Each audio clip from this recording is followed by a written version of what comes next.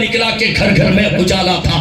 جب ایسا ماحول ہو گیا تھا، ایسے دور میں جس زمانے میں لوگ بیٹیوں سے گھن کرتے تھے، بیٹیوں کو زندہ کار رہے تھے، میرے مصطفیٰ نے اپنی لاڈلی بیٹی سیدہ فاطمہ کو اپنے سینے سے لگا کر دنیا کو یہ پیغام دیا تھا، دنیا والوں یہ بیٹیاں نفرت کرنے کی چیز نہیں، بیٹیاں تو سینے سے لگانے کی چیز ہے، بیٹیاں تو محبت کرنے کی چیز ہے.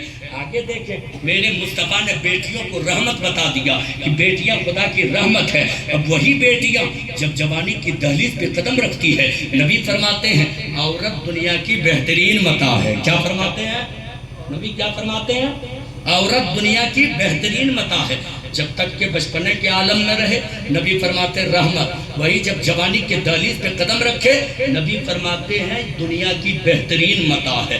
اور وہی عورت جب ماں بن جائے تو تعلیمات اسلام سے ہمیں پتہ چلتا ہے. اے مسلمانوں، کعبے کا چہار دیواری کا بوسہ تم بعد میں لینا، کعبے کا طواف تم بعد میں کرنا، غلاف کعبہ کو سینے سے تم بعد میں لگانا، حجر اسود کا بوسہ تم بعد میں لگانا، تم کعبے کا طواف بعد میں کرنا، رکن یمانی اور رکن شامی کے درمیان کھڑے ہو کر دعائیں تم بعد میں کرنا، رمی کے جمرات تم بعد میں کرنا، شیطان کو کنکری تم بعد میں مارنا، غوث اعظم کی چوکھٹ پہ حاضری تم بعد میں لگانا، غریب نواز کی چوکھٹ پہ حاضری تم بعد میں لگانا، کسی پیر کے ہتھیلی کو تم بعد میں چومنا.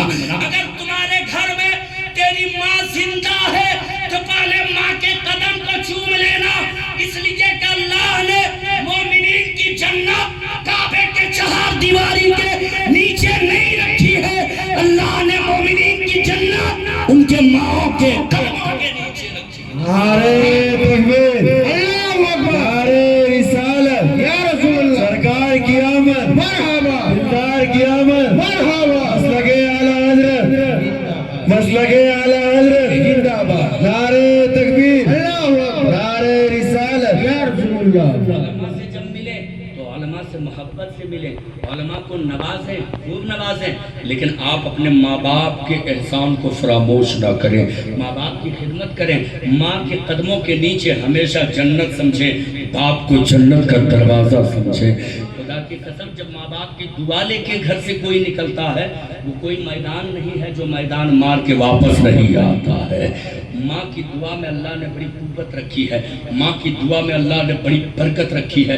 میں نوجوانوں سے کہنا چاہتا ہوں، آپ بلا وجہ بھی کسی دن خوش ہو کر اپنی ماں کو لے جا کے کچھ تحفہ دیا کیجئے کہ امی میری جانب سے یہ تحفہ ہے، اسے قبول فرما لیجئے.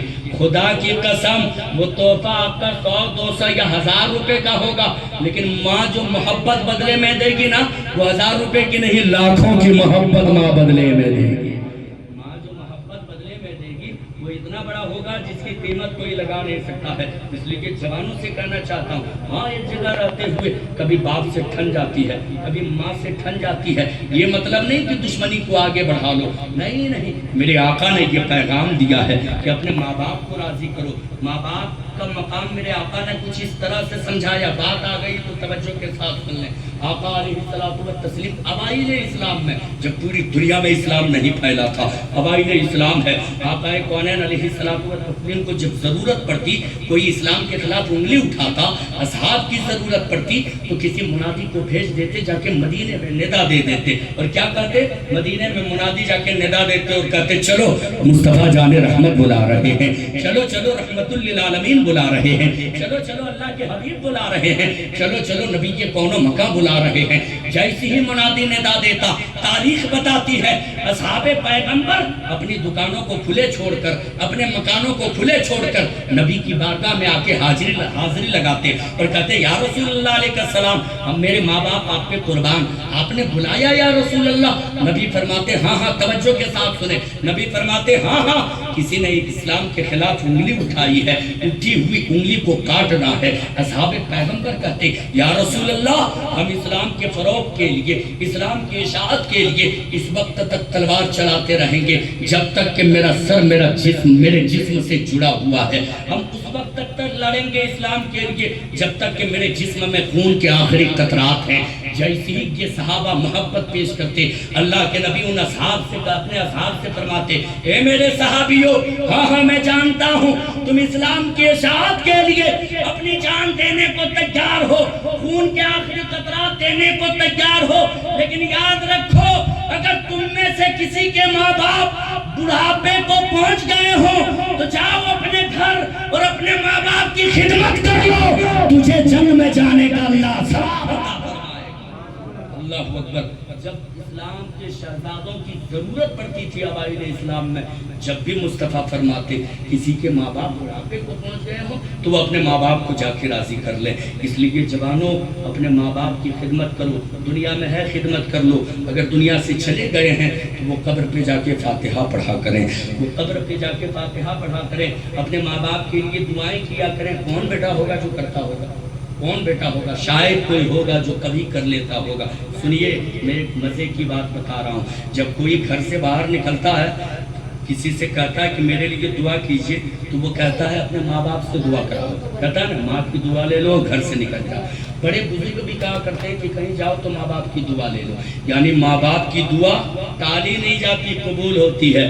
تو جیسے اولاد کے حق میں ماں باپ کی دعا اللہ رد نہیں فرماتا ہے قبول فرماتا ہے, ویسے ہی جب ہمارے ماں باپ اس دنیا سے چلے جاتے ہیں تو اللہ تبارک و تعالیٰ جو اولادیں دعا کیا کرتی ہیں ان اولادوں کی دعائیں ماں باپ کے حق میں قبول فرمایا کرتا ہے.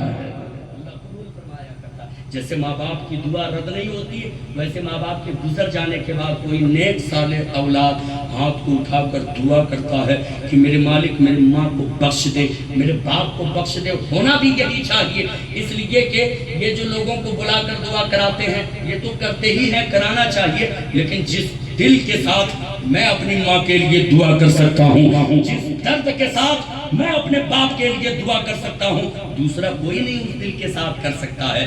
اس لیے جب کوئی نیک بیٹا اپنی ماں کے لیے دل کے ساتھ دعا کرتا ہے, مغفرت کی دعا مانگتا ہے, تو اللہ فرشتوں سے فرماتا دیکھ میرے فرشتوں میں نے اپنے بندے کے دل میں ایک ماں کی محبت دی تو یہ رو رو کر مغفرت کی دعا کر رہا ہے. میں تو رب ہوں, اپنے بندوں سے 70 ماؤں سے زیادہ پیار کرتا ہوں, پھر میں اس کی دعا قبول کیوں نہ کروں. اس لیے جب کسی کے ماں باپ دنیا سے چلے جائیں تو وہ دل سے دعا کیا کریں. یہ ضمن باتیں میں نے پہنچا دی, اختتام ہونا ہے. توجہ کے ساتھ میری آخری کچھ باتیں سماعت کر لیں. میری ماں بہنیں